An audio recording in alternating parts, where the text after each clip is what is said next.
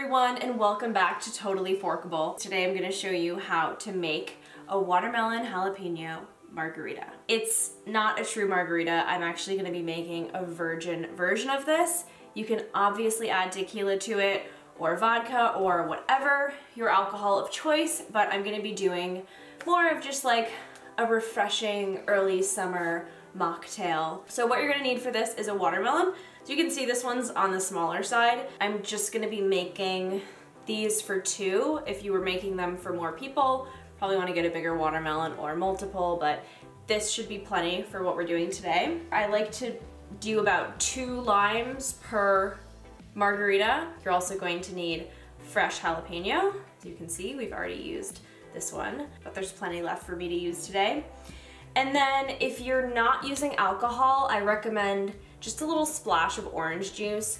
I used to think it was a big faux pas to put orange juice in a margarita. A typical margarita should really only be tequila, fresh lime juice, agave, and some kind of orange liqueur like triple sec, Grand Marnier. Because I'm not going to be using any alcohol, I am going to do a splash of orange juice. And then depending on if we need it or not, I might add a little bit of soda water. Sometimes that's just a good way to add more volume without adding more sugar or alcohol or whatnot. If you don't have a juicer, you just put the watermelon pieces in the blender the same way I'm gonna put them in the juicer. Just make sure if there are seeds that you take the seeds out. Okay, so first step is cutting the watermelon. I'll be honest, Paul always cuts the watermelons for us, so I've never really cut a watermelon before, but I think I'll be okay. So I'm starting with a big sharp knife. This is the biggest, sharpest knife that we have. I think a lot of people are afraid to use big knives when cooking, but you're actually way more likely to get cut using a knife that's too small and too dull than you are using a knife that's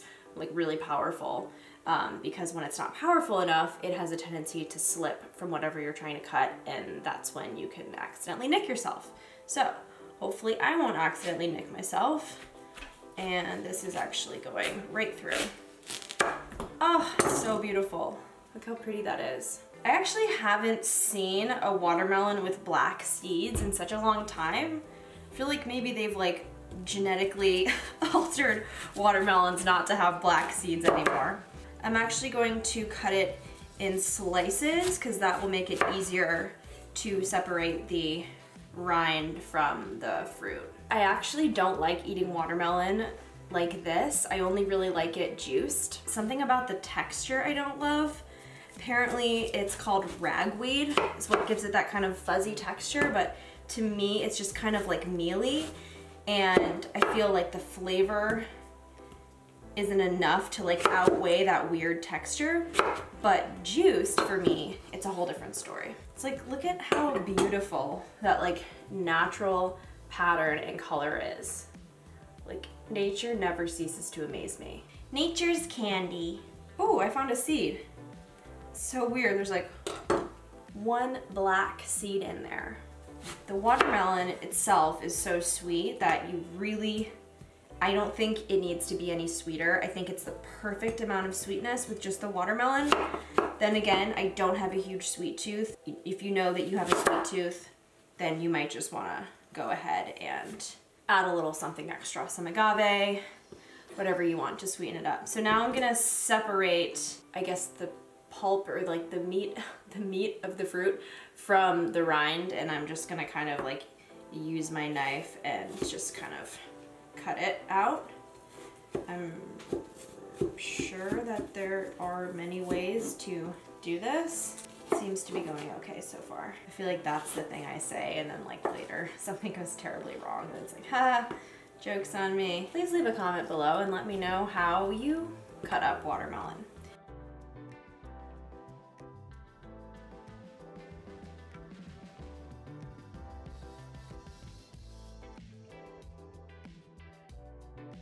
I don't know why I'm like fighting so hard to get this like little bit of fruit, but I am. So we are now ready to juice it. We have a really inexpensive juicer. It is the, I believe it's pronounced ASOC. It's either that or ACOC, and I don't think it's that. It was $50. We've had it for a year and a half now, and it's worked great. Like, and I like to put a towel down under, kind of like under the front of the juicer, because it you know, just it'll drip a little bit. Here we go.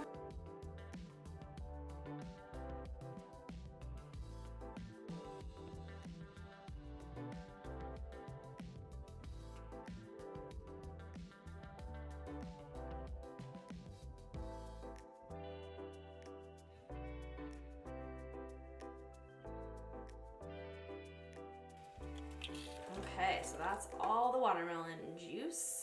I am going to cut and juice my limes. So a good tip with all citrus to get the most juice out of it is roll it on a flat surface a few times. Roll it like as hard as you can, really, because that helps release its juices. So I'm just gonna cut my limes in half, squeeze it into this jar.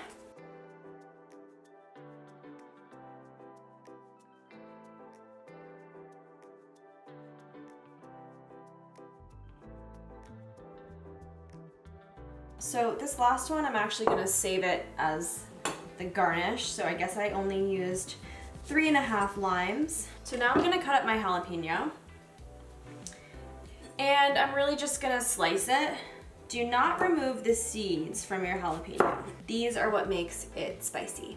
Without the seeds, a jalapeno basically just tastes like a bell pepper. Now I'm gonna cut them in half. So they're actually like half circles. If you wear contacts, probably better to wear gloves when you're working with these, but the oils from the jalapeno will get on your hands and it will burn like fucking hell when you try to take your contacts out. I've been there and done that, and I'm just warning you, just make sure you wash your hands really well. Okay, so now I'm gonna put the jalapenos in with my lime juice. I don't know if there's any bartenders watching that are like, bitch, what are you doing? Obviously I have a muddler here, so I'm just gonna muddle these guys to kind of release some of the heat and some of the flavor. It's actually a little easier when you have a little bit less juice in here. So I'm gonna pour a little bit of it into the watermelon juice. Okay. Oh my God, muddling is such a workout.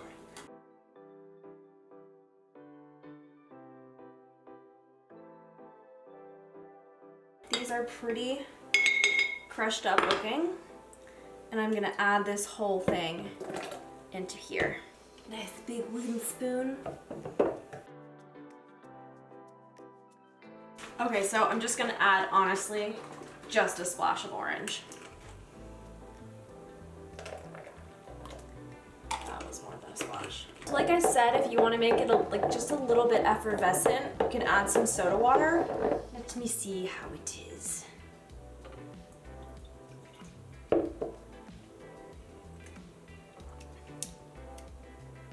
The orange helped, definitely. Let me see if I have a SodaStream bottle I can use. My SodaStream definitely needs a refill cartridge, but I'm just gonna add a tiny bit of that in there just to give it a little fizz and to like tone down the sweetness just a little bit. And so obviously at this point, if you were so inclined, is when you would add in your tequila, your triple sec, and just mix it in there. So now to present it, I am going to rim my glasses. Rimming glasses is super easy.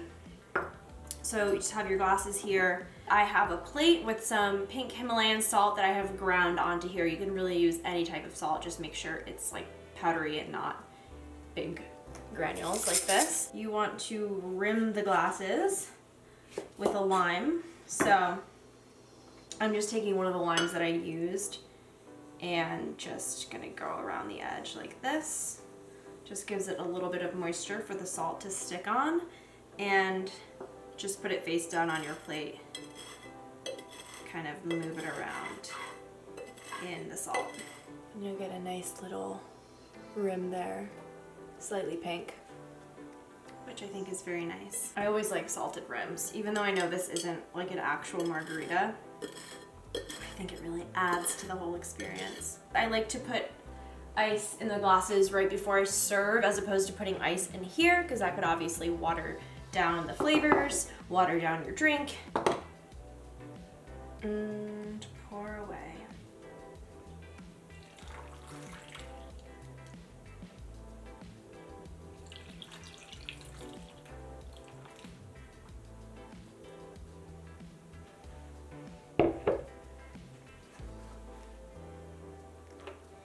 course, garnish with your lime wedges. And here we have our perfect little summer mocktail, a jalapeno watermelon margarita, or margarita, depending on how you made it. So beautiful. Cheers.